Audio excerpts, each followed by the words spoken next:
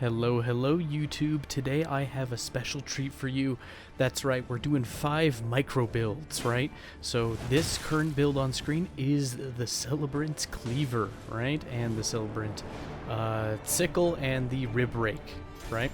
So the reason for these builds is my lovely wife decided it would be fun if she went to the wiki, specifically to the weapons, and just picked out a couple weapons, 2 or 3, for each build, give me 5 builds, and she doesn't know hardly anything about the game, still, at this point. Even though I, played it with her and we went through the game, it wasn't really, she had fun, but she doesn't get into the nitty-gritty details like I like to do. And so she picked 5 builds that I had to perform with, and that's the challenge, right? You can't use too much outside of the build, like a couple consumables, sure, but like, if I don't say spells, you don't use spells, things like that. And so this first set is just the Celebrant's kit, and it's kind of tough. The Celebrant rib rakes are very short. They are dexterity scaling for the most part. I did a strength build because I like the cleaver the most of the 3 weapons in the set, but across 3 fights I have to use all of the equipment and showcase it essentially. Like a rapid fire weapon showcase, I suppose you could look at it that way. And so that's what we're doing here, and I had a lot of fun with this. It got me out of my comfort zone, it had me break down a couple barriers. I had very much trimmed down how large my inventories have gotten as of late. I suppose they're a little bloated, and I should trim them up a little bit. Because sure, fewer options, but also smaller inventory is easier to navigate. And so I'm able to just go to town with this guy. As for the build itself, it's level 138 for every build. And the stat allocations changed a bit to kind of optimize what I have on hand. So I think for this build I optimized for strength and endurance, and of course I hit the 60 vigor where I could. Since the weapons are so lightweight, I could have very good endurance. I think I hit 108 poise with the armor sets, may have been a little more with the mushroom crown right there. And I think I hit 73 strength, which is I think the highest strength I've ever run on a PvP meta build, and that's because I wanted to one-hand the silly rib rakes. But that's so I could switch to the cleaver, and the cleaver would be good as well. That was the intention, at least. The rib rakes still did not hit very hard, at least compared to other spears. And I'm not a twin spear user. I'm actually kind of bad with them, which is kind of funny because they're brain-dead weapons from... I hear that from just about everybody. They're very easy weapons to use. I guess my brain's just built different. It's built wrong. I can't use the twin spears so good. At least not when they're so short. And look at the darn thing. You're not poking with that thing. Maybe a smack, maybe you're clawing at somebody with it, giving a big extended range back scratch, but you're not stabbing with that thing. But I digress. I think this invasion here was the longest of any of the builds. So after that, it's going to be rapid fire. I'm going to need to be on the ball with this narration, but I still had fun trying to use things. I learned things, like Storm Assault doesn't work if your foe is below you on a set of stairs. You'll hit him twice, but not with the weapon, and it won't do good damage. But do you know when Storm Assault will work? It'll work specifically when you're either right on top of them or when they are slightly up the stairs from you, or level, of course. It works best level. So, Storm Assault, not for all places, not for all times. So there are better Ashes of War. I'm trying to think of all the things I learned, but I suppose I will talk about them as they come about. See, enemies up the stairs, Storm Assault works. That's how it be. And as somebody who is not a pro with the twin spears, I have a hard time fighting people who are using quick little claw and fist weapons. It's just not a weapon that makes sense for me. I kept defaulting to the silly jump neutral attack, which wasn't doing very well because it only hit them once the way I had the timing down. I probably should have used the attack a little later. This blue was fairly smart though, using those albinuric pots that deprive you of your healing and mana flasks. I haven't seen too much of that. That felt far more common in occurrence back in Dark Souls 3 where people would hit you with that hunter charm or whatever it was called. And there's me over attacking. That's something I also need to correct myself on, is not hitting too many times. There's some weapons that can reward you for it if your enemy's far too gutsy though, like greatswords. If you just keep swinging at point blank and they're not leaving you alone, there are situations where it works wonderfully. Now, that's not an all the times case thing, but it is something that I've noticed. There I am going right in on the comet like a fool. And so I decided to buy myself some space and get prepped. This person was the biggest roadblock to my victory in this invasion. They were competent enough. They were probably, I don't know if they were a more consistent player than I was. I felt like I was using a severely limited kit. Limited to the cleaver, the silly celebrant sickles, and the rib rake, as I was lacking in tools trying to get those pots so I can get a little bit of damage. Here I am able to smack a few times, but it doesn't connect as much as it used to. I feel like you could hold people in place a little better with it before patch 110, and I could be just mistaken. Maybe they're just playing smarter. I wanted that running attack to hit so badly. Not running attack, the neutral charge attack on the cleaver looks like a running attack. And look at that. The stomp that they clearly hit on my screen but are still able to roll. There was a latency issue there. And maybe that's why my hits weren't connecting as well as they ought to have. But I digress. Running random builds. Great mind-opening experience. I don't know how you could possibly generate some random weapon kits on your own. You know, without somebody to help you and essentially pick stuff regardless of whether or not they mesh together. To encourage you to, you know, exercise that brain muscle you have going on and try to put together some sort of build, or a semblance of a build. So you can have a little fun experimenting like I did. And I did have fun. I don't know if we'll do more of these. We might. I don't know. Here we are luring them into the grand giant crossbows, which basically kill the other blue for me, which narrows the fight down to a one-on-one, and well, doggone it, that's what you need to look for when you're fighting in these invasions. You gotta look for your one-on-ones so that you may be prosperous. And look at him run, look at him flee. Maybe I did enough damage that he used up all of his health items, but to be fair, every time one of his friends dies, I get stronger, and by that I mean I get a couple flasks back. I still don't know what the metric is for how many flasks you get back per kill.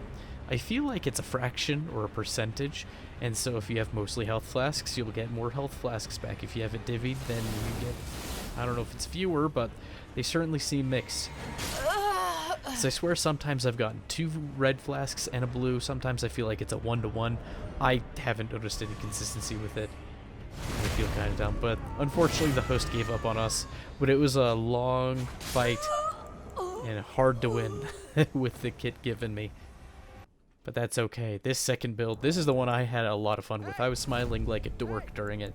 We are using the Envoy's Great Horn, and if you don't know, the Envoy's Great Horn is the largest size of the Envoy horns. There's a small one, a great hammer-sized one, and this is the colossal weapon. And I also had to use the sacrificial axe as well as a part of the build, which not too incompatible. You can kind of run a strength build, right? And I noticed something about the Envoy's Horn. It's a quality weapon with a faith requirement, right? So if you're looking for just pure AR, you're better off going with probably mostly strength and a little bit of dex, right? However, if you want the great oracular bubble, the Ash of War, to hit pretty hard, you need faith. So that's what I did on this one. I think I ran 54 strength and like 41 faith about. And then, you know, the amount of endurance required to wield the armor and to have a good pool of vigor. And you may have already noticed, since my outfit has changed for this respective build, I'm playing as Kenneth Haight, and I'm wearing that generic PvP lover's outfit that you swear every YouTuber / important player in the community wears when they PvP. And I thought just because it was an easy optimized kit, and it would be funny to be Kenneth Haight, the tryhard. It was an amusing idea for me since I wasn't really going for lore for these builds, mostly as a challenge run. And this guy was one of them spell spammers, and I don't remember if he had the latency exactly, but he was a chore to get a hold of because he was just leaving me in the dust everywhere I go. And that's kind of the bad thing about colossal weapons, is that they feel like you're there to whiff punish, not necessarily to get in there and get the first hit, at least when they're normal colossal weapons. Colossal swords have a little more to their kit. They have that crouch poke. You can aggress with that pretty well. They have the running sweep, you know. And to be fair, this is a very short colossal weapon, so it gets that much harder to make your hits connect. And sometimes it feels like you have it, and just the internet, the latency, the timing of the thing is not with you. They're able to escape. And he gets me to the end of my rope. I'm having a hard time finding a way in. Switch my gloves so I can get a tiny bit of health regen if I'm under 18% HP. And there we go, we finally get the big smack. And to be fair, every smack did chunk him. And here we can switch to the silly sacrificial axe. Get in there and make him regret spell spamming. And I was a little flustered with the fight, and I do a dishonorable corpse stomp at the end there. It's probably the saltiest I've ever gotten. At least that I've shown outwardly. And this guy was a pleasure. He was a fellow horn boy. And I'm like, oh, let's have a horn battle. I wish I had been wearing the invoice crown, that hat he's got on. Because that buffs your bubbles, you know. Makes the bubbles better. I should have been wearing it, but I was not. But I was excited nonetheless. Because we're having a good old bubble battle here. And his bubbles hit kind of hard. But mine hit really hard as well. Hard enough he decided to back off. And heal up. But still, a horn battle for the ages. And I really appreciate him willing to fight me. I didn't know. I thought they were going for the boss or something. I just had poor timing. No, these two want a 2v2 actually. So the fact they're being honorable to dummel me in the first place is miraculous. And I say honorable, you know, at first. But here we are at fake duels land, right? It's always fake duels. And we're having a horn battle, right? I don't have a huge threatening presence with this weapon. It's a joke. It's a meme. I still don't know what killed him. Like, I know there's another red that shows up in this clip. I don't know what finished that guy off. I don't know if that was a latent hit. That doesn't make sense. The other hits didn't feel so latent. I narrowly escaped Melania's wrath there, that waterfowl dance. That thing's terrifying. Katana builds are spooky. But I love that I can drop the great oracular bubble and it spooks people. Oracular? Oracular? Oracular. I don't know how you're supposed to say that exactly. Oracular feels the most correct, and I'm going to say it that way from now on until I swallow my pride at some point and learn how it's actually pronounced. Still. And now we have the other red, right? The other red has finally showed up. I don't think he killed the other phantom. If he did, he made himself scarce and decided to stay scarce for a good while. And look at that explosion. Ooh, the easy 1,000 damage. I don't know why, but the bubbles crack me up. And they provide a good amount of offense. They follow, they have pretty good tracking. They don't last the longest period of time, but if you hang out near the bubble, people won't aggress too much. You have to find time and space to apply the darn thing. Conjure the bubble with the horn, you know. Toot your own horn a little bit. And so now we finally have the host on the ropes, and I actually had the quick sense to throw a frost pot to save my buddy by freezing him out of their combo. And thanks to glorious storm stomp, even the sacrificial axe has a place in a build. There we go. Look at that. When you just need that last hit, that's what I wanted to use the sacrificial axe for in this silly build. Okay, so now we are with the Dragon Greatclaw and the Chain Link Flail. Very exciting. So I wanted this to not feel too much like the other build, you know, colossal weapon plus a short range heavy weapon or whatever you want to call it. And so I decided, well, they're not the heaviest of colossal weapons. They weigh 16 each. I feel like that's in the category I could try to dual wield it. That way it feels different from the Envoy's Great One. And that was the goal. And this guy didn't hit too hard with that strength build of his. I think he was trying to combo the heavy into the off stock. I think that was his goal. That's what it looks like he's going for. But I can make the trades. Oh, do I trade? Because I learned the Dragon Greatclaw, kind of like the Envoy's Great Horn, is also a quality weapon. But the strength goes to the physical damage, and the dex goes towards the lightning damage. And honestly, it's pretty on par. They scale very equally. It might be slightly slated in strength's direction. That might even just be when you're two-handing the darn thing.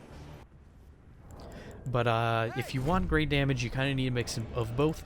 And so for this particular build, I believe I had 44 strength and 44 dex, right?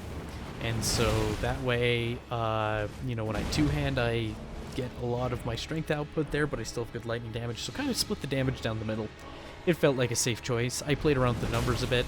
It was fairly optimal around there. And then, of course, enough endurance to be able to... I killed him with the Storm Stomp there. Feels bad. That's how little health he had. Poor guy. But, yeah, and I decided to put in the Flask of Wonders Physic 10 Strength, 10 Dex. Why? Because, well, that gets us to the 54 Strength and 54 Dex. So if I ever two-handed either of the Dragon Claws, I would hit the soft cap for the damage. And there I flubbed my swing trying to hit the guy who was transmutated into a darn chair. Gosh darn hosts, you know, hosts of fingers, summoning a gosh darn chair to save them. Trying to find an inn with colossal weapons, it was a growing experience of sorts. You have to play a lot more patiently, you have to look for whiff punishes. It's a lot more passive of a playstyle. It's hard to aggress. And like I said earlier, I feel like colossal weapons have an easier time aggressing. At least in this sense. And here I'm able to endure and make him regret. And I get the roll catch against all odds. It's just so slow at roll caught. Just trying to hit him. And sure, we take down the Phantom, but then he learns to play very safe, and I have to find my way in. So I switch it to the flail, and I'm trying to find a way to hit him, but I don't know. I have no practice with flails. This is probably the only time I've seriously used one in a PvP encounter. I know they're supposed to kind of act like hammers, but I just could not find an in on this guy. And basically, the only time I would ever get a hit is if I get him with a Storm Stomp, which feels bad, you know. You want to be able to take him out. And I couldn't find a way in. Just about. And there we are, making some progress. And I decided to tank it because I didn't want him slipping away again because the range is so poor on the flail. But hey, now we used it, right? Oh my gosh, we are blowing through these builds. It's driving me nuts. So this was the Loretta's build with the Forked Greatsword to complement it. So not really opposed. I think I got rather lucky with the random weapons my wife chose for me. I definitely could have had some conflicting weapons, right? And there we have the one-handed Halberd, jump heavy into light, and then he disconnects. And to be fair, it full to nothing to him. Feels pretty bad. So for this build, I think I went mostly with Dex, but with a fair amount of Int. It was like 43 Dex, 40 Int or something like that, with the strength requirement, of course. And so I'm abusing the run attacks. I should have used the double attacks more, and I did in other footage, but I wanted to find some tasty footage, you know. I was supposed to find 2 good duels and an invasion per build. That was kind of the goal there. And there we get him with the Loretta slash. But dual halberds has a pretty good kit when it comes to dual wielding. Mostly the attacks that are simultaneous, though the staggered running can work fairly well. And so now we're going to use the Frost-infused Forked Greatsword because it is a dex weapon, right? The Forked Greatsword comes with bleed for free. And then if you infuse it with Frost, it does a little better with the dex, but it gets an int requirement as well. The magic infusion hit a little harder with the Forked Greatsword, but I felt doing 2 status types was too fun to pass up. I had like 3 Forked Greatswords on this build. I didn't really use all of them, but I had options. And that was kind of the fun part about getting a standard weapon with whatever kit my wife chose for me, is that I could mix it up. And I could have options. Oh, do I swap here? I do! So we get the sword dance. I don't even know if I get an opportunity to use it. Yeah, I swing it around, but we don't get the hit necessarily. And there's the heavy that catches him at the very edge. Oh, do I switch to a Storm Stomp? I think I do. And the Stomp kills him. Is that 2 Stomp kills? Goodness, getting people just within a hair. But then the blue wasn't too happy. I assume those 2 were fighting off screen, but I don't genuinely know. And here we are with the final build, the one that made the most sense when I saw it off the bat, the Dark Moon Greatsword and the Azur's Glintstone Staff. And that is how you have a build. So I'm able to finally get access to spells. Spells are permitted because my wife granted to me in this build a staff. And this is a build that seems the least wacky of all of them, in my opinion. And this guy's clobbering me because I am so bad with one-handed greatswords. But I want to utilize the spells I have. That's why I have the spells. And honestly, I think if I do another video on any of the builds that were in this silly challenge showcase, I think I want to do the Dark Moon Greatsword with the Azure Staff. I like the casting speed. I like the simplicity of it. I want to get good at the Dark Moon Greatsword. I feel like timing those heavies with the beam attack can really chunk people. And that guy put up a great fight. He almost clobbered me. He almost had me in the running. And I think this is a fight where I use the Moonlight Greatsword a little more properly. I don't even think I cast a single spell, and this poor guy, he's going for those dagger parries, and we're latent enough, it's never worth it. He will never parry it if he does anything that's visual, right? And those 2 charged attacks just full to nothing, the poor guy just about. And there he goes. Fades into dust, and we are victorious. My goodness. I've been talking this whole time, and these 20 or so minutes have just flown by. But I thank you for joining me. It's been a good ride. This was a lot of fun. I kind of want to do something like this again. It takes a lot more effort than the other videos, I must say. And that's okay. That's fun. It's good, jolly fun. But hey, I got to play around with spells again, and I love sorcery so much. I don't like being a spell spammer, right? I like to use my spells tastefully and make sure they hit when I can. So I'd rather have bigger, more powerful spells than a lot of little spells. I can't stand people who spam spells. And I guess in this instance, I kind of am one. Still, we're able to catch this person, and they get imp comboed. Yeah, it's not every day you see an imp combo now, is it?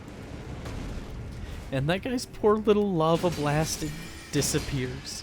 But here we get the Carrying Greatsword and a Piercer. Bada bing, bada boom, Lucard is gone. But here are all the builds on screen. Thank you for joining me for this brief little adventure. I hope you have a good one. Bye-bye now.